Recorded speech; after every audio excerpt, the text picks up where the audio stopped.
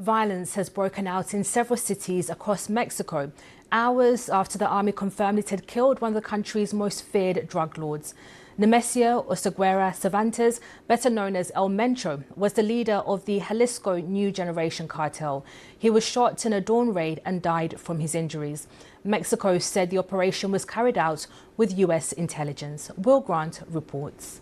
This is a major turning point in Mexico's fight against organized crime, the reported killing of one of the country's most powerful cartel leaders. Operations like this rarely happen in isolation. They involve years of intelligence gathering, coordination across borders, and high political stakes. With U.S. intelligence reportedly involved, this development raises important questions about bilateral security cooperation, cartel retaliation, and the broader strategy to curb fentanyl trafficking. What happens next may prove just as consequential as the operation itself. Historically, the removal of a high-ranking cartel figure has often triggered short-term instability. Security analysts refer to this as fragmentation violence, where rival factions compete for control after leadership is disrupted. While authorities may describe such operations as strategic victories, the immediate aftermath can place civilians at significant risk. It's also worth noting that fentanyl trafficking has become a central issue in U.S.-Mexico relations, increasing pressure on both governments to show decisive action. The question for viewers is this: does targeting top leaders weaken cartels long-term, or does it simply reshuffle power within criminal networks? This moment underscores the complexity of modern counter-cartel strategy. Removing a powerful figure may disrupt trafficking routes and signal government resolve, but Jordi Labraya is an independent journalist based in Mexico. He gave us this update.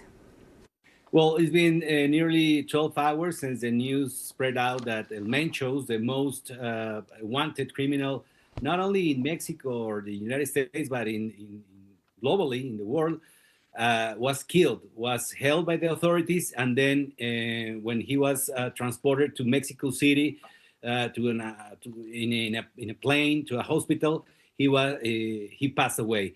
So the reactions were immediately violent across all over Mexico. In 9 of the states in Mexico suspended school classes for tomorrow, and in at least 15 states have been road blockage and violent reactions from cartel members.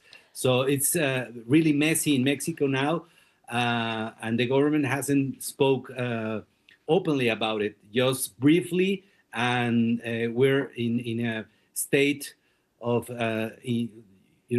fear and waiting for more actions to be held by cartel members. We know that we're going to face violent actions. We're facing a war in Sinaloa because of the transportations of, in a matter of speaking, of El Mayo to the United States. So that it was a huge leader also. But this specific killing from in the hands of Mexican authorities, we're expecting that we're going to have more violence, and the Mexican government obviously is calling to peace and calling to calm, but there is no calm. There are many businesses being burned, many roads being closed by criminals, and trailers, particular cars being held by criminals and then burned. So we're in a war zone specifically.